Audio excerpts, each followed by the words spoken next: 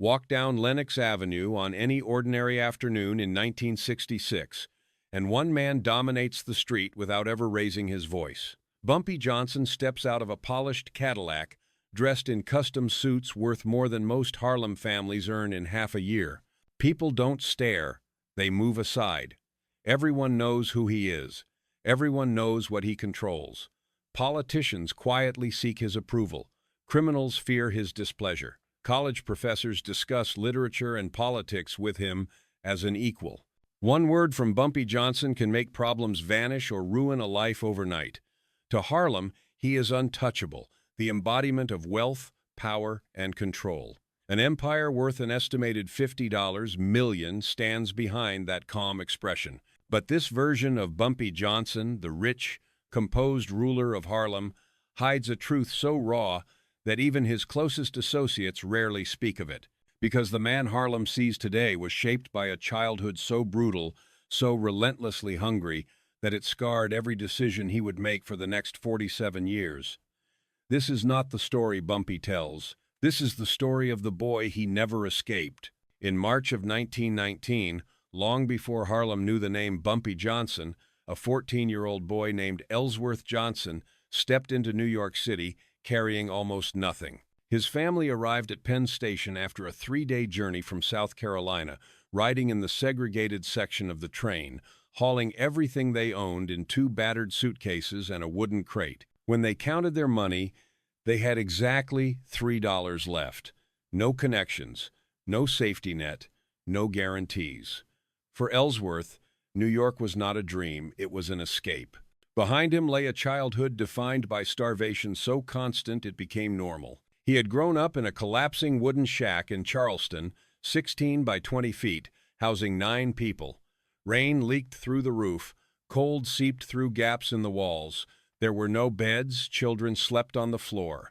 Food was never enough. Often there was only 1 meal a day, if that. Ellsworth was thin enough that neighbors could count his ribs through his shirt, yet he still gave his portion to younger siblings. Hunger wasn't an inconvenience.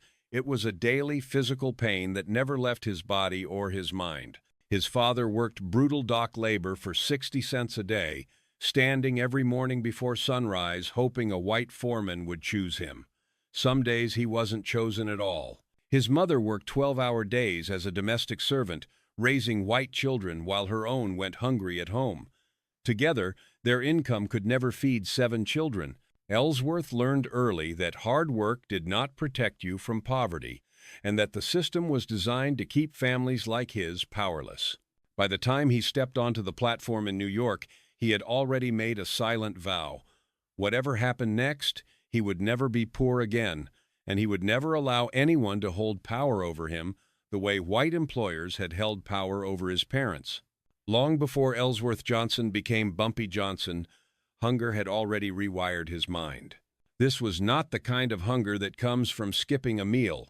It was chronic, grinding, starvation, weeks, months, years of never eating enough to feel full. Medical experts would later describe how children raised in such conditions develop a permanent scarcity mentality, a psychological imprint that never fades, even when money becomes abundant. Ellsworth lived that reality daily. He went to sleep hungry. He woke up hungry.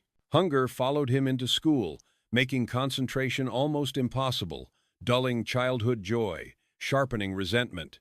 Yet even in that deprivation, teachers recognized something rare in him. Ellsworth was exceptionally intelligent. He learned faster than other children, asked questions beyond his age, understood systems instead of memorizing facts. But brilliance meant nothing in segregated South Carolina. The school he attended was a single, overcrowded room with one underqualified teacher, almost no books, no supplies, and no future. White schools nearby had libraries, trained educators, and resources designed to nurture potential. Ellsworth School existed only to keep black children barely literate and permanently limited. When his teacher warned his mother that her son's intelligence would be wasted because society had no use for smart black children, Ellsworth heard the truth behind the words. At 11 years old, he made a decision that would shape his life forever. He walked away from school not out of ignorance, but logic. Education, he realized, would not feed his family. Power would. And alongside hunger grew something even stronger. Rage. Not loud rage. Not reckless rage. A cold, focused anger directed at a system that humiliated his mother, injured his father, and demanded endless labor while offering nothing in return. Ellsworth didn't just feel wronged, he understood why he was wronged. That awareness hardened him. By the time his family boarded the train north, he was no longer just a hungry boy. He was a child who had already decided that poverty and powerlessness were enemies he would spend his life destroying. For Ellsworth Johnson, the decision to pursue power was not abstract, it was born from humiliation. One afternoon, when he was still a child, his mother returned home in tears. The white woman she worked for had accused her of stealing food that she had been told to throw away. The accusation was false, but the punishment was real. To avoid arrest, his mother was forced to apologize for a crime she didn't commit and accept even lower wages than the almost nothing she already earned. Ellsworth watched silently as his mother's dignity was stripped away. He did not cry. He did not shout. Instead, something hardened inside him. At just 9 years old, he said words his sister would remember for the rest of her life. "When I grow up, nobody will ever have that kind of power over me." A few years later, another moment sealed that resolve. His father came home from the docks with his hand crushed in a work accident. White supervisors had ordered black laborers to lift cargo too heavy to handle safely.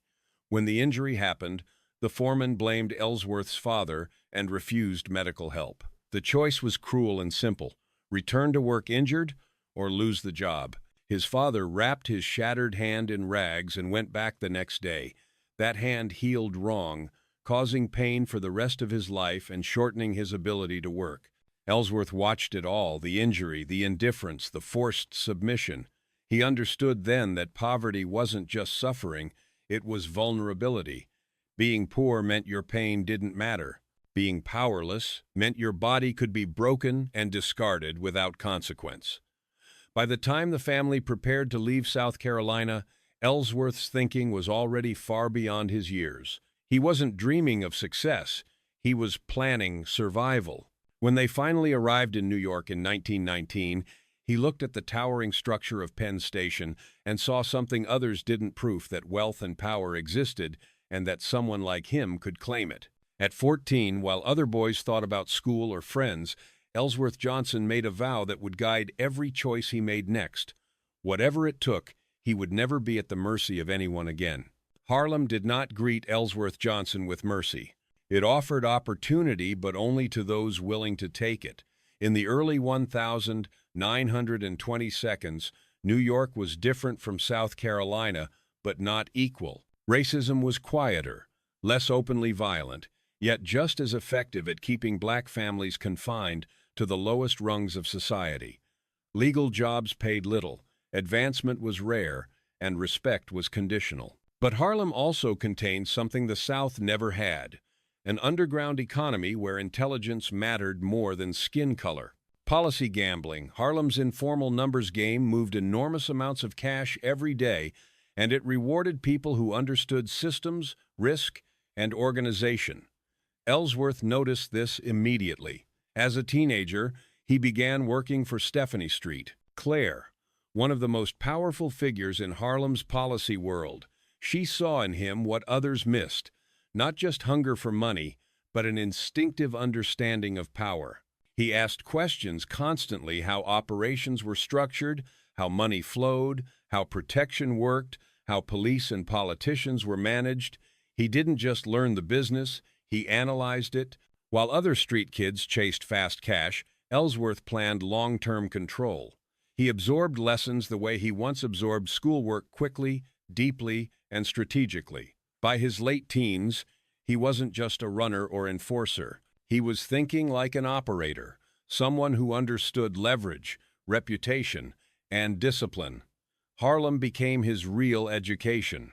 The streets taught him what segregated schools never could: how systems function, how influence is built, and how fear and respect can be engineered. And unlike the South, Harlem rewarded results. The smarter he was, the more he earned. The more reliable he became, the more responsibility he gained. Each dollar he made was more than income, it was proof that the vow he made at 14 was working. He was no longer the starving boy from Charleston. He was becoming someone dangerous, a man who understood how to turn intelligence and rage into power. By his early 20s, Bumpy Johnson was no longer surviving, he was consolidating. The lessons Harlem taught him began to crystallize into something larger than street hustle. He built his own policy operations with meticulous discipline, organizing runners, collectors, and protection the way a corporate executive would structure departments. Money stopped being unpredictable. It became engineered. First hundreds, then thousands, then tens of thousands flowed through his hands. But to Bumpy, wealth was never about excess. It was armor. The first time he handed his mother $100 more money than she had ever held at once, she cried and tried to refuse it, ashamed that it came from crime. Bumpy didn't hesitate. He told her that after 20 years of being exploited and humiliated, she deserved comfort. From that moment until her death, she never worked again. As his income grew, so did his reputation. He was known as someone who kept his word, who paid debts, who handled problems quietly and efficiently. Politicians learned to respect him. Police learned to calculate around him. Competitors learned not to cross him lightly. Over the decades, Bumpy expanded beyond gambling, real estate, legitimate businesses, hidden investments, layering protection over protection until his wealth became nearly impossible to trace or dismantle. By the mid-1960s, financial experts estimated his net worth at around $50 million, making him one of the wealthiest black men in America. Yet even surrounded by luxury custom suits, fine restaurants, new Cadillacs, he never lost the habits of scarcity. He wasted nothing.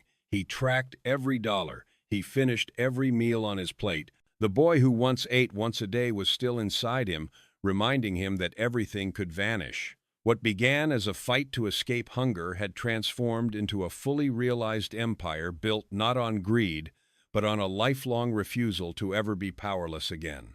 By 1966, Bumpy Johnson had everything the starving boy from South Carolina once dreamed of: money, influence, protection, respect. He lived in luxury on Sugar Hill, wore custom Italian suits, and moved millions of dollars with a phone call. Yet those closest to him understood a quiet truth. The hunger never disappeared. It simply changed form. Bumpy could not stand seeing food wasted. At business dinners, when wealthy men left half-eaten plates behind, he grew visibly tense, sometimes angry. He finished every bite on his own plate, not out of habit, but memory. He saved rubber bands, reused envelopes, tracked expenses with the precision of someone who still believed one crisis could erase everything. Despite decades of wealth, part of his mind remained trapped in childhood scarcity. That same hunger drove his generosity. Quietly, without press, he funded Thanksgiving meals for thousands of Harlem families, paid back rent for tenants facing eviction, covered medical bills, and supported churches and community programs. When he saw children arriving at school hungry, he arranged breakfast programs within days. These were not gestures for reputation, they were personal acts. Every hungry child reminded him of himself. Even at the height of his power, Bumpy was haunted by the past. Friends say he sometimes woke from nightmares where he was poor again, standing in that broken shack, watching his parents suffer. Rationally, he knew his empire was secure. Emotionally, the fear never fully left. And that is the final contradiction of Bumpy Johnson. A man who escaped poverty more completely than almost anyone of his generation, yet never truly escaped what poverty did to him. His life forces an uncomfortable question: what might he have become if intelligence like his had been given opportunity instead of obstruction? Some say a doctor, a lawyer, a professor. Others argue that in a world closed to black ambition, crime was the only arena where his brilliance could fully express itself. What is undeniable is this: every dollar of his empire was built on a childhood that should have destroyed him. The boy who had nothing became the man who had everything, but he never forgot the cost of having nothing.